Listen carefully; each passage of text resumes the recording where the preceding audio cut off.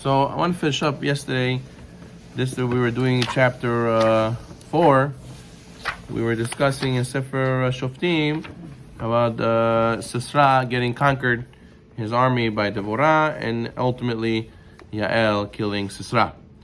So interestingly, Devorah was a prophetess, and the Mefarshim explain that once she got prophecy, she separated from her husband, right? In order that she should be able to be pure all the time, to be able to get prophecy.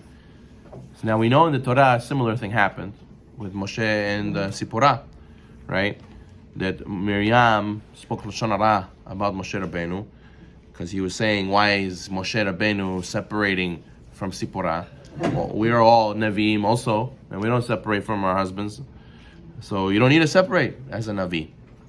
So then if so, right, and then the answer was Moshe is different than all other prophets, he's on a higher level. But if a Navi doesn't need to separate, so why Devorah and Barak separated? They didn't have to separate.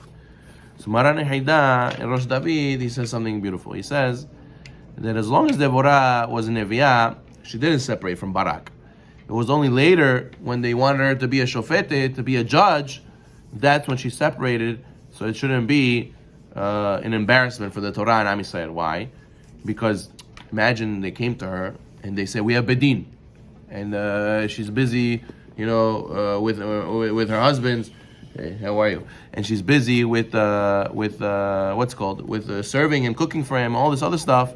So therefore, that's why she's separated, to be available for the Jewish people.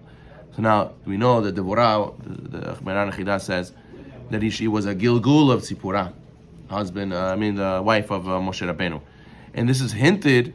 For this, the Torah calls her Eshet Lapidot, a woman of fire, right? Because the wife of Moshe, to whom the Torah was given, right, Eshdat Lamo, the Torah was a fire.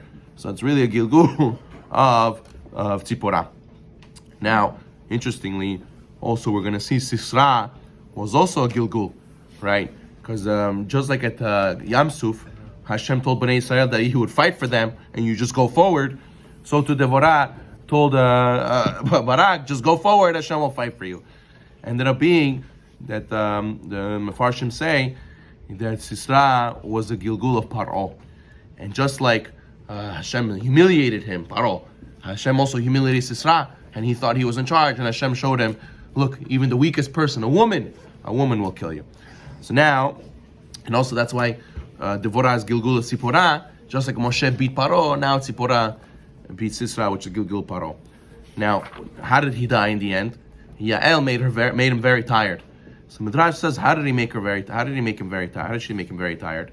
So she gave him dairy, she gave him milk, but really Gemara says in Masechet Nazir that she slept with him. He had relations with him 7 times in order that he should be exhausted. Now, how could it be? Yael is the Gemara and the Rashi in the Torah tells us, the Midrash, says that Yael is listed amongst the righteous woman, Am Yisrael. What is this? She's going to be with a goy, Sisra? Oh, what is she doing? Okay, the Gemara says that she did Avera Lishma. It wasn't no Lishma. She didn't have intentions for desires. She had intentions for holy intentions.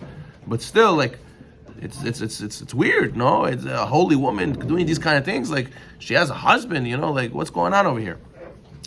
So on the other hand, there's another midrash in Vayikra Rabbah that says that Yael, was actually protected, and Hashem made it that she didn't actually have to touch him.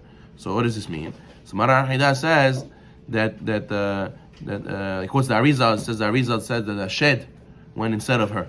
There was a divine being that was instead of her. It looked like her, it seemed like her, but it wasn't her. She didn't actually have to do anything. It was a replacement, a messenger. Now, according to this, you have to understand she's very holy, right? For example, Rashi says, what's the reason she took a peg from the tent to go and kill him? Why didn't she take a sword? Why didn't she take a knife? She didn't want to because she knows that the Torah says that the tilbash, a woman should not wear the clothing of a man. So clothing of a man is weapons, and she didn't want to transgress this sin to kill him.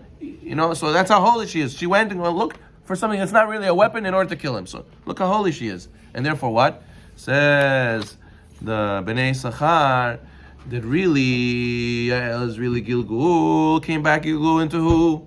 Into Esther Malka. And the same question was, how did Esther Malka sleep with Ahashverosh? She became his wife, no? So the Arizal says the same thing over there. She also sent a shed, and the shed was with the Ahashverosh, she wasn't. So how does she have a baby with him? Okay, that's a different question. It's a miracle. The shed was with him, and she helped carry his baby. It doesn't make any sense, but okay, maybe. Anyways, it's a miracle, so logic already is out the window. But the point is, Haman was also Gilgul Sisra. And therefore, just like Yael gave herself to the Rasha to save Bnei Israel, Esther did the same thing.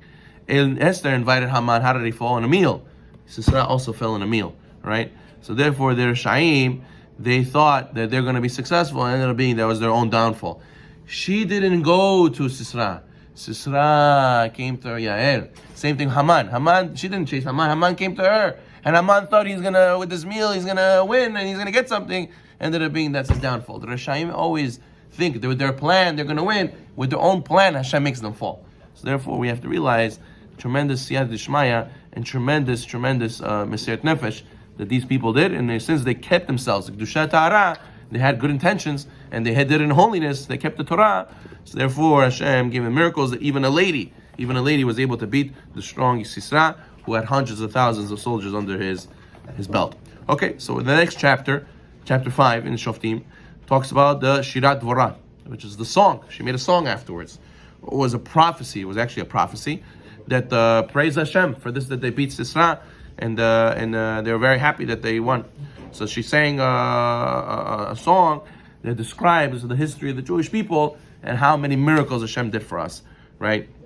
Similar to how when the Jews conquered Misraim, they did Shirat Hayam, right? They did the song of the Kriyat Yam Suf. So therefore, the whole chapter 5 is basically talking about all the things that we have to give praise for until now, right? Until that moment. But the point is that it says the pasuk was Bayom Ahu, right? She sang that song on that day. What does that mean? The Midrash says there were 6 miracles that day. First of all, they won the war. Second of all, they traveled. They had fitzat the derech. They were able to get to the place they needed to get to in one day. And also, Naphtali and Zevulun, who they called for, also arrived in one day. They went, they beat the Canaanim, Sisera was killed, and they took all the spoils of the war. So you see that Shirat Dvorah is actually one of the 10 Shirot that the Jewish people have. One's the 10th one. We have 9. The 10th one will be in the Mota Mashiach, and it's the only Shirah in Shirat in Sefer Shoftim. But the point is that we have to realize this lesson of thanking Hashem. A lot of times Hashem pulls through for us.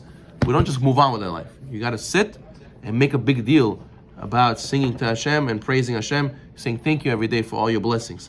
And this way, you learn a lesson through tragedy, Haz v'shalom. We don't want to forget. People say never forget October 7th, never forget the Holocaust. You also have to remember the same thing with good things. When good things happen, you have to make a big deal about it and never forget also. You have to every day sit and remember, Hashem saved me from this, Hashem saved me from that. Thank you, Hashem. And it's a chizuk you give to yourself all the time. And that's why we see that the Torah makes a big deal of all these shirot, all these songs. Because we have to remember all the chasadim Hashem did for us. Baruch